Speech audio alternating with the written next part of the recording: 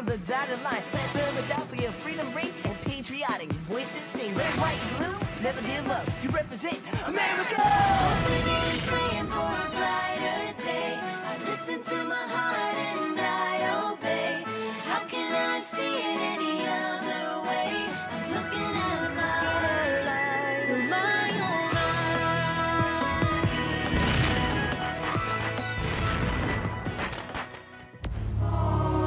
eyes. Today on Liberty's Kids.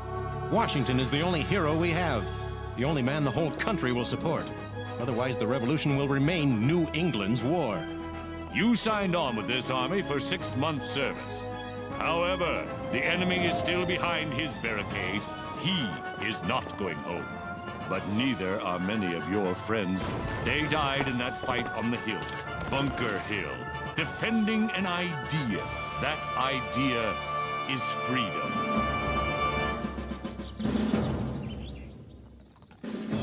July 1775. Dearest Mother, this has been the hardest, hottest, bumpiest trip I've ever made. Thank heavens it's almost over. We are 10 days out of Philadelphia and should arrive in Boston any time now. General Washington is to take command of the Continental Army, and Dr. Franklin has assigned James and me to report on it. James has embarked on a great experiment. How do you know where these birds will go? They're homing pigeons. The Gazette will get news from the war before any other newspaper. Fly away home, little brother. He's headed north. I keep telling you, we ought to eat them. Here we are! I can't wait to see the army.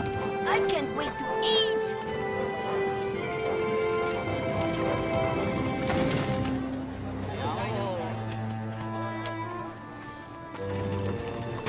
This is an army?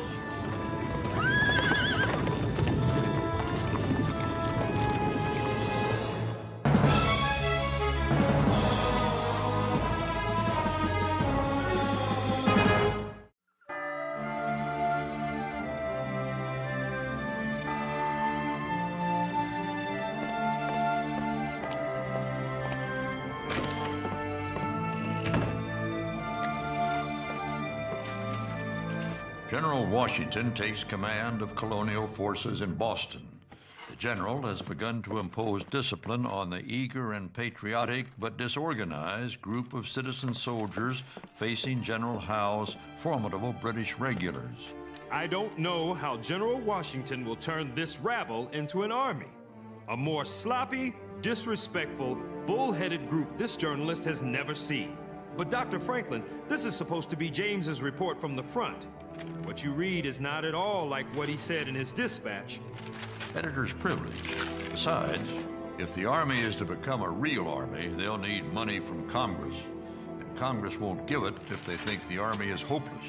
It was a brave thing to let the kids go along, but I can't help but worry about them. They'll be fine, Moses. James has the makings of a fine reporter. And Sarah? Well, if either of those boys gets out of line, Sarah will put them straight soon enough. Have you spotted any of James's pigeons yet? I've seen plenty of pigeons, but none of them look like war correspondents. I told him that the distance might be too great. Just as well he uses the Army gallopers as a precaution.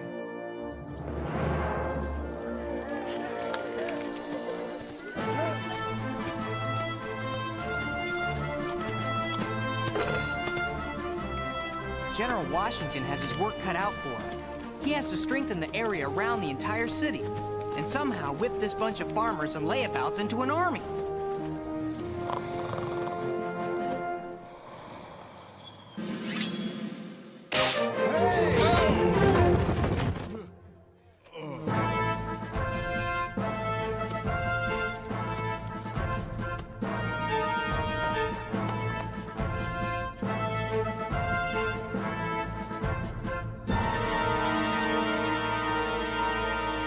Present Adams!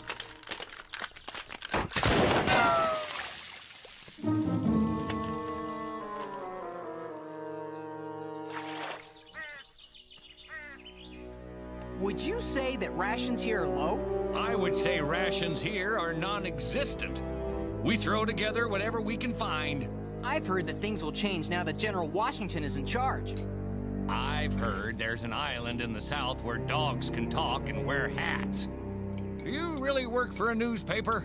Yes, indeed. Dr. Benjamin Franklin's Pennsylvania Gazette. Pennsylvania? What business is this of theirs? Dr. Franklin says all the colonies have a common interest in this war. That's so. Well, I'm just interested in yours truly and his part of this war, which will be over and done with in 52 days. 52? How can you be so sure of that? That's when my enlistment is up. That's when most of these men will be on their way home. What if the British are still in Boston? They're welcome to it as far as I'm concerned. Look, laddie, I'm a storekeeper. Dry goods mostly, some fribbles for the ladies and such. I can't afford to let my business do for itself. And that there's Jeremiah Braddock. He's a farmer. Who's going to bring in his hay and sweet corn if he's stuck down here parading around for Mr. Washington? What are these children doing here? Take it easy, Stryker. They're doing no harm. This one says he writes for a newspaper. Really? And you, Sprout, what are you supposed to be? I'm not supposed to be anything. I am Henri Richard Maurice Doutrois Lefebvre. Did you hear that, boys? This tadpole's got a whole laundry list for a name. Can't you read? Of course. Is there something you would like me to read for you? You little scamp.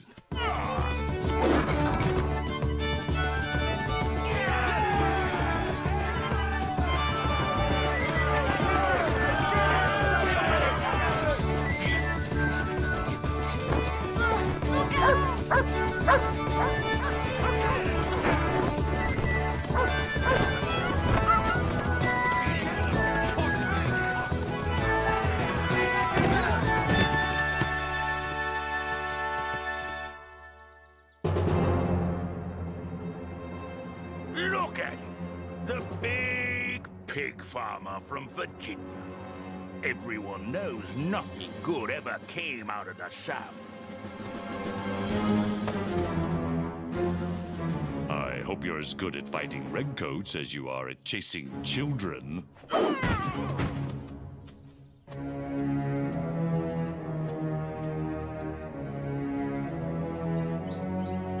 Dearest Mother, James spends more and more time each day with General Washington's aides, trying to find out and report to Dr. Franklin the Army's plans. But only as long as the naval guns in the harbor remain silent. I'm afraid we still don't know if the pigeons are getting through.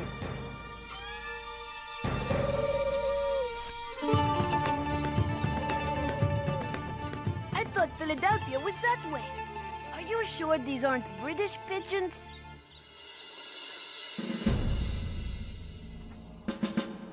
We only have one doctor.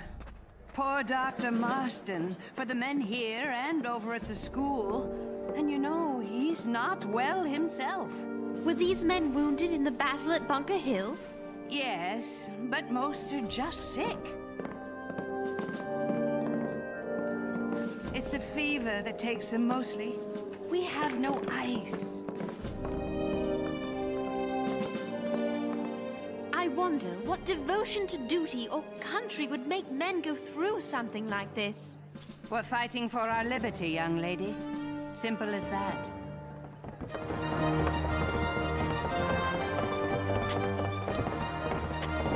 If these New Englanders don't know how to drill yet, they certainly know how to dig. These hardy colonists know more about building than fighting.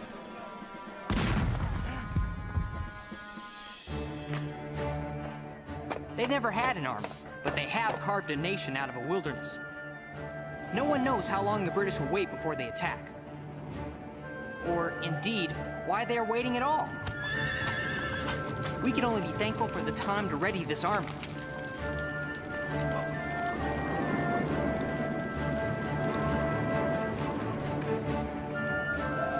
December 1775. Dearest Mother, we've been in this camp for nearly 5 months. A beautiful autumn has come and gone, as have all the leaves on the trees. Henri stays out most of the day, and comes in with a bag full of odds and ends he's collected from the battlefield. He insists there will be a big market for souvenirs of the great battle for Boston.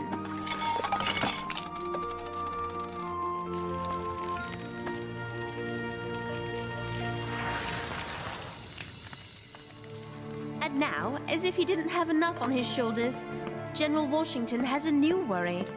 The enlistment of half of the men here is up, and many of them are going home.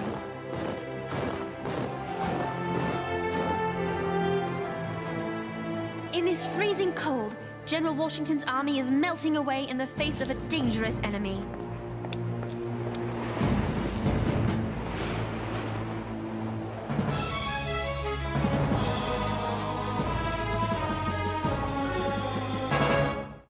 Men of New Hampshire, you signed on with this army for 6 months' service. That enlistment is now up, and you want to go home. I cannot blame you for that, and I cannot stop you from going.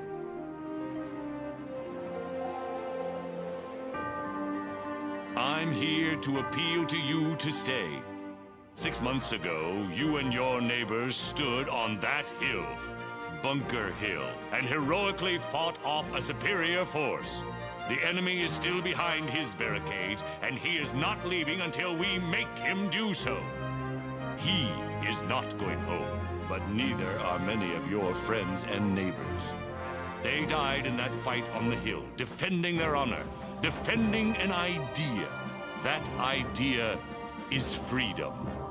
Before you go, I ask you to think about the men you knew and loved who will forever man their post on that hill.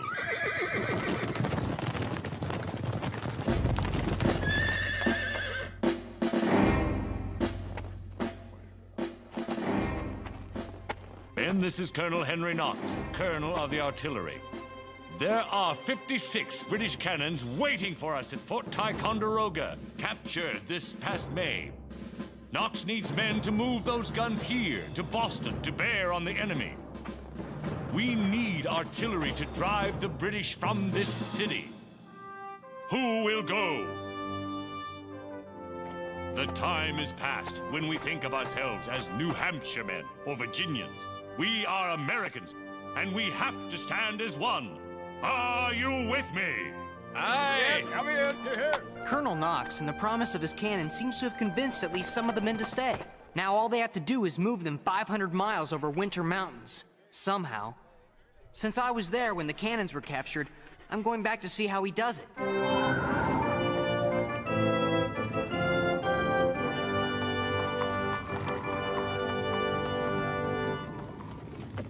Will the pigeons come here, or go on to Philadelphia? Philadelphia, I hope. Be safe.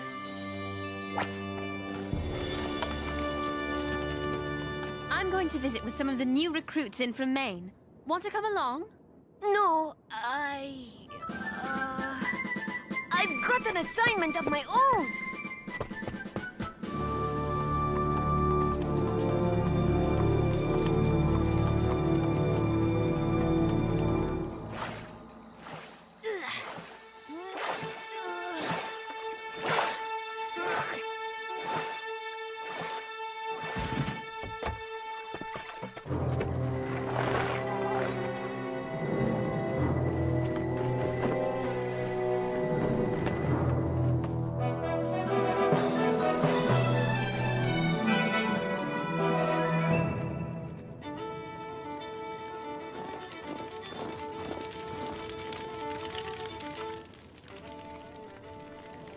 Promise me you'll introduce me to Dr. Franklin when I make it down to Philadelphia. That's a promise. I've read every edition of his Poor Richard's Almanac. Really?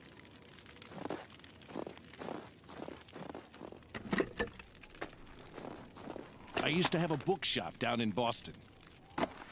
Ah, here it is. Poor Richard's Almanac. Never failed to find something useful in these pages. Listen to this. If you would not be forgotten as soon as you're dead and rotten, either write things worth the reading or do things worth the writing. Well then, Colonel, you do the doing and I'll do the writing.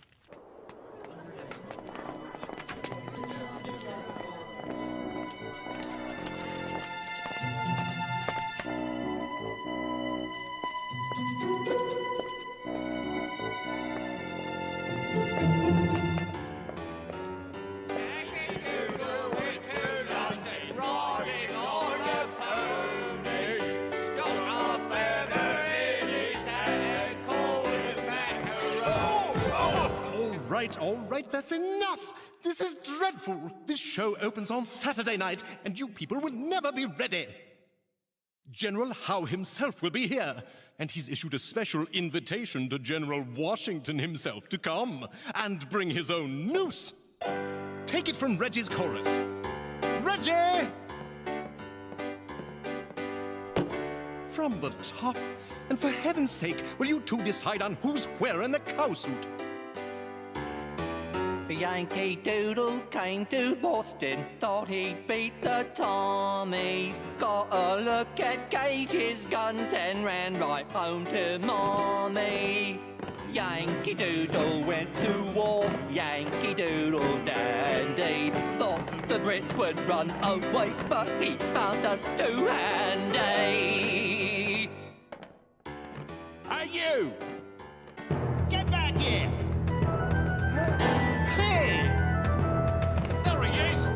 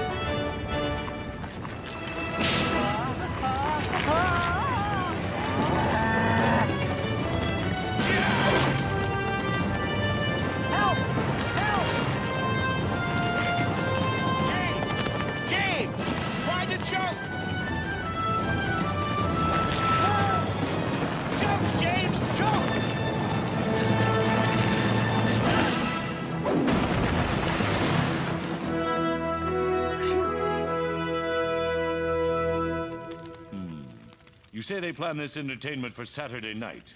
Yes, sir. And they expressly invited you to attend.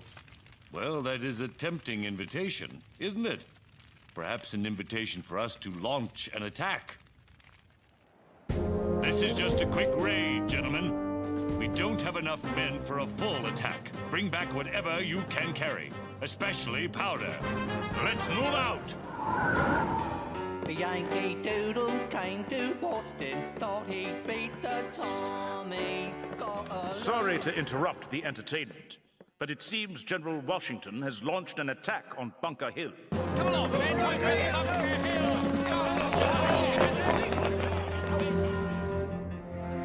General Washington's captured much-needed supplies in his raid, and let General Howe know that the Americans will attack without warning. James's pigeons have all come here instead of flying to Philadelphia, and I can't get them to leave. James has been gone with Colonel Knox for over a month now. I'm beginning to worry about them.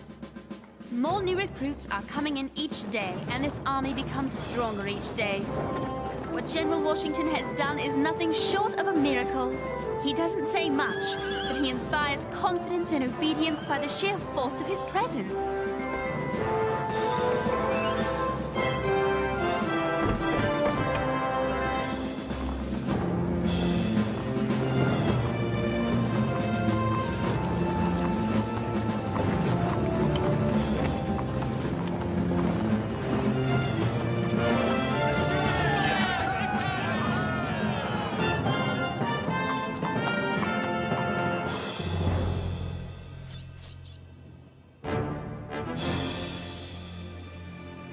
What is it? Those weren't there last night.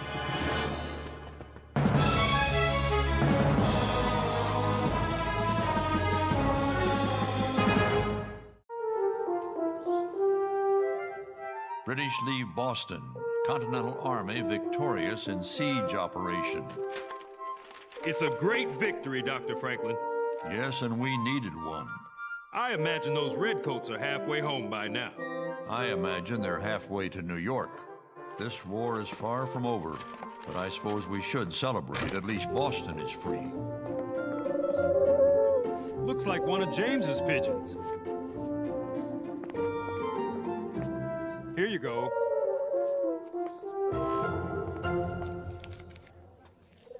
June 28th. We've reached Newark and should be in New York by tomorrow morning. That dispatch is months old. Where on earth have you been, Bird? Wherever he's been, he's probably ready for a nap.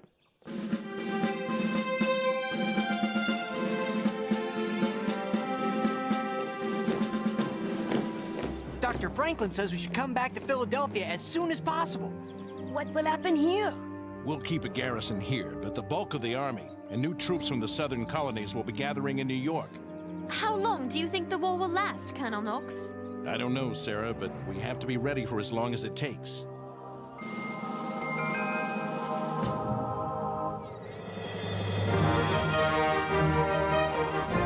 The new flag! And a new army. A worthy army. An army we can be proud of.